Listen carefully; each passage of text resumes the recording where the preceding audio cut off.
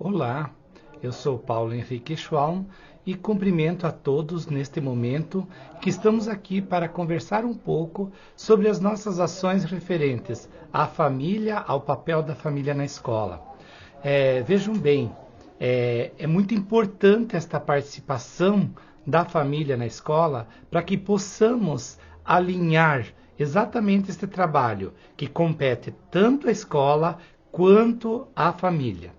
Precisamos nos unir, porque há papéis realmente importantes e necessários que são de responsabilidade de cada uma das áreas. Então, para que a gente possa entender um pouquinho disso também, eu gostaria de fazer uma reflexão aqui sobre como nós aprendemos. Se nós formos retomar há anos atrás, pessoas que hoje já têm 70 anos ou mais, pessoas que nasceram antes de 1965, por exemplo, eram pessoas que elas tinham uma aprendizagem linear, uma aprendizagem que era assim, começo, meio e fim. Era como ler um livro. Essas pessoas eram pessoas que precisavam de treinamento. Muitas pessoas aprenderam desta forma. Eram pessoas que eram focadas na força do trabalho, na dedicação. Eram pessoas que tinham muito olhar para a continuidade. Só que, com o tempo, isso foi passando, foi mudando. Nós chegamos numa outra geração, que é depois de 65, aí o pessoal que tem 50 anos, 40 anos por aí, que é aquela geração que tinha como foco a aposentadoria, trabalho da força, o trabalho que é direcionado à estabilidade. Então, é uma geração que estava preocupada com estabilidade, uma geração que estava preocupada com aquilo que muitos falavam assim, olha, você precisa ter casa, carro, emprego, de preferência um concurso público, porque é isso que te dá segurança.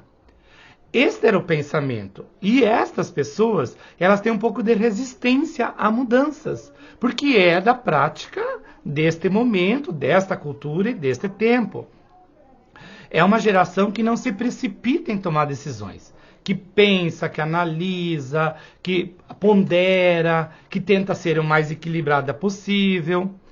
Ela precisava também de opiniões. Essa geração é aquela geração que olha para o conteúdo, mas ela precisa ouvir a opinião das demais pessoas. Ela gosta de debater, ela gosta de discutir. São essas pessoas aí com mais de 50 anos, 40 anos por aí, né? Esta é uma geração que começou a aprender a tecnologia. Depois nós viemos com a geração que é depois de 81, depois de 80, dos anos 80. Quem nasceu depois dos anos 80 tem hoje em torno de 40 anos. Essas pessoas já passaram a pensar que o dinheiro não é tudo para elas. Já passaram a tomar decisões mais imediatas, passaram a ter várias carreiras. A outra geração, por exemplo, essa geração dos 50, é a geração que não quer mudar muito de profissão, que não quer mudar de emprego. Mas agora esta geração, depois dos anos 80, já é uma geração que assume riscos, que muda. Se não está satisfeito, muda de emprego ou muda de profissão. Tem uma alta capacidade de fazer várias coisas ao mesmo tempo. Então, muitos de nós, muitos de vocês que estão aqui me ouvindo, tenho certeza que são dessa geração. Já estão acostumados com um grande fluxo de informações. Mas ainda são bastante inovadores, mas ainda pensam linearmente. Ou seja, tem uma organização, são mais sistemáticos, tem aquela coisa do começo, do meio e do fim. Então, esta geração precisa entender, esta e as que passaram, precisam entender que as gerações aprendem de jeitos diferentes. Não é mais a cartilha do caminho suave, por exemplo, que vai alfabetizar uma criança, né? Depois disso, nós tivemos uma mudança, que é uma mudança de outra geração, que é uma geração mais realista, uma geração mais competitiva, que é aquelas pessoas que nasceram depois de 97, 98, por aí. Ou seja, são as pessoas que hoje têm 20 e poucos anos, né?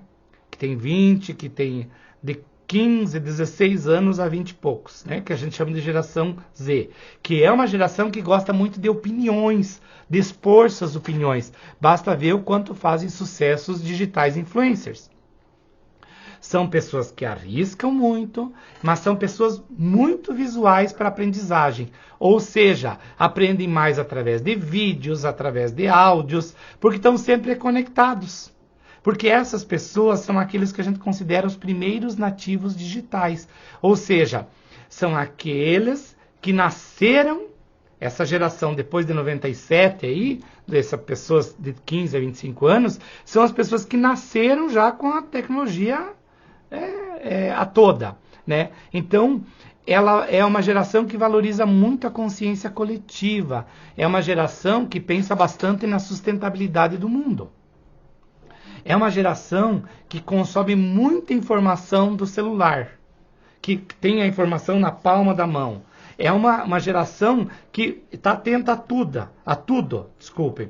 E ela tem um raciocínio já que não é mais do começo, meio e fim. Veja bem, eu estou falando de pessoas de 40 anos, que o raciocínio é começo, meio e fim, e estou falando de uma geração de pessoas de 25, 20 anos, 15 anos, 18, que não tem esse raciocínio. Não é assim que funciona. Funciona assim, multitarefas, multifocais, são pessoas que aprendem muitas vezes por conta, né? Então, não que as outras não aprendessem, mas é um foco muito maior. E com isso, nós chegamos na última geração, que a gente considera que é a geração alfa, né? Que é depois de 2010, que são essas crianças que estão aí. Hoje com 12, 13, 10, 11, muitos dos filhos de vocês têm essa idade. E como que eles aprendem? Eles aprendem pela espontaneidade, eles aprendem pela observação, eles aprendem por estímulos sensoriais, eles precisam pegar, eles precisam ver, eles precisam jogar. Eles aprendem através de aplicativos, através de jogos. Então, eles demandam quase que uma educação personalizada.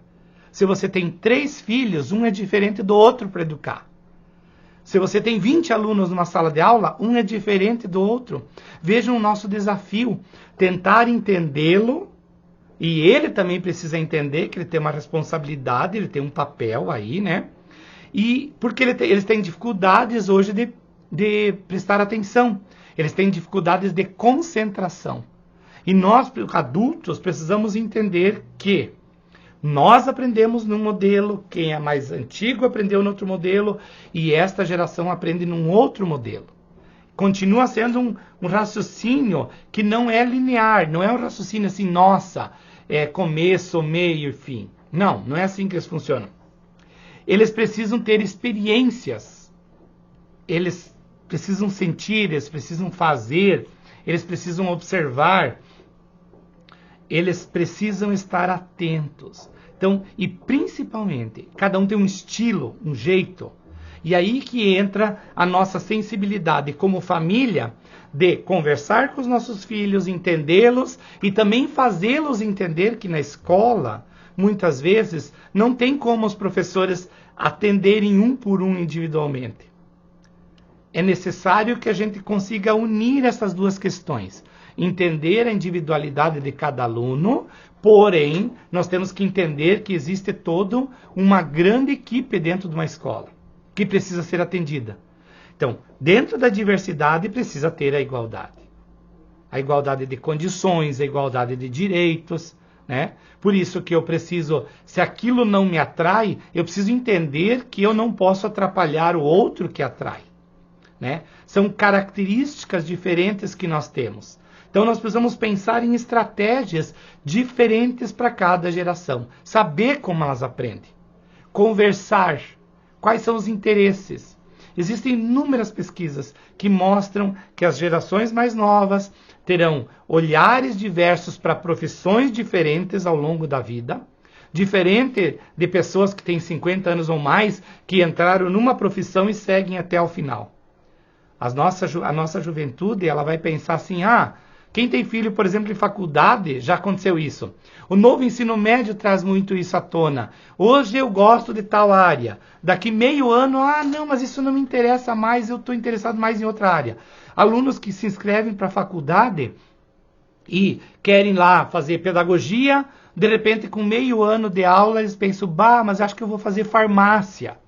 Isso é muito comum, por conta dessa evolução que nós tivemos, dessa abertura de possibilidades, também nos trouxe um pouco de falta de foco nas questões que nós queremos. E isso precisa ser um trabalho geral, precisa ser um trabalho das famílias, precisa ser um trabalho das escolas. A gente precisa olhar para as nossas crianças. Nós precisamos olhar para as crianças e senti-las, vê-las, perceber o que elas necessitam. Porém, nós temos que entender que nós somos os adultos, nós somos os responsáveis, somos nós que damos limites, somos nós que ensinamos valores, somos nós que fazemos com que ela entenda o que é possível e o que não é possível, o que é permitido e o que não é permitido. Depois que ela se tornar um adulto, ela terá as condições de fazer as suas escolhas, como todos nós tivemos. Nós também podemos escolher. Muitas vezes fomos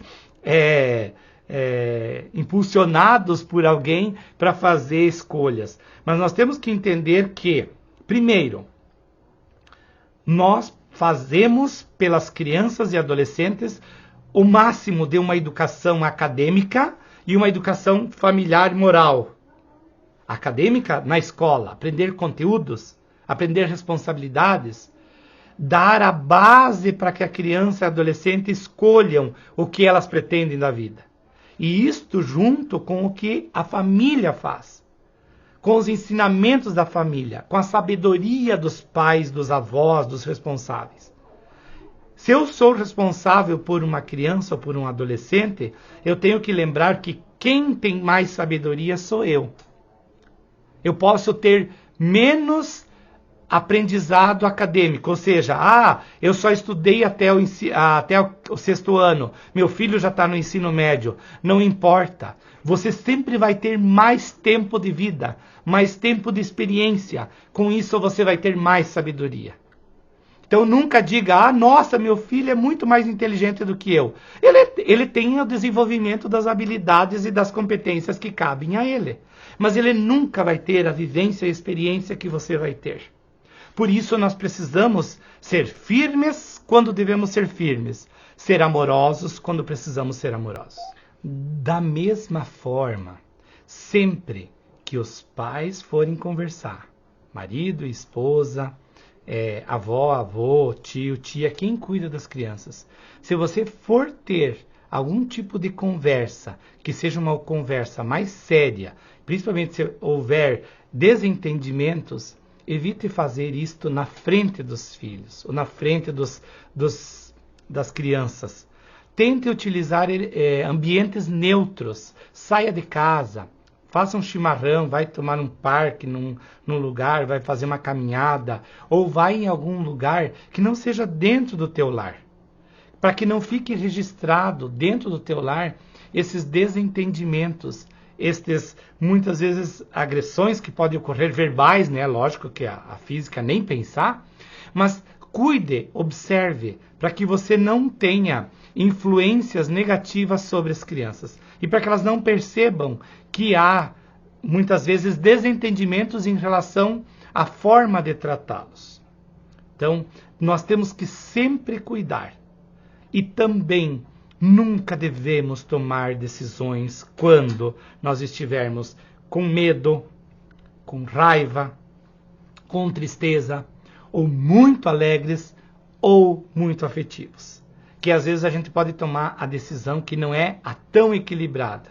A gente precisa tomar decisões no momento que a gente está mais em paz, mais tranquilo e com a consciência plena do que está acontecendo. Sempre que a gente estiver com sentimentos iguais aos que eu citei, a gente pode tomar decisões das quais a gente vai se arrepender. Assim como quando a gente age através existe uma proposta do 10 por 90, que é o seguinte: 10% do que acontece no teu dia a dia, você não tem domínio. Os outros 90% do que acontece no teu dia, acontecem em relação àqueles 10%, dependendo de como você reage. Ou seja, às vezes um filho teu apenas te respondeu de uma forma um pouquinho mais agressiva. Isso é o 10%. Você não teve domínio sobre aquilo. Agora, como você reage em relação àquilo é que vai desencadear todo o restante das suas relações. Então, observem, nos ajudem. A escola está para ajudar a ensinar. A família está para educar de forma afetiva os valores, a moralidade, a conduta de cada um. Nós não podemos interferir individualmente em cada um, dizendo o que cada um deve fazer ou não deve fazer. Mas nós podemos dar as condições para que cada um dos nossos alunos tenha uma educação de qualidade e uma educação construída, para que ele possa ter uma vida da qual ele terá orgulho. Com isso, quero agradecer muito a presença de todos vocês, que estejam sempre na escola, em momentos bons e em momentos ruins. Não somente quando a escola está ameaçada ou quando acontece algo grave. Nós precisamos estar dentro da escola, nos sentirmos pertencentes à escola. É assim que nós vamos conseguir construir essa sociedade que nós tanto esperamos e almejamos. Uma sociedade mais justa, uma sociedade mais igualitária, uma sociedade mais cidadã. Um grande abraço a todos, em nome do Núcleo Regional de Educação de Francisco Beltrão.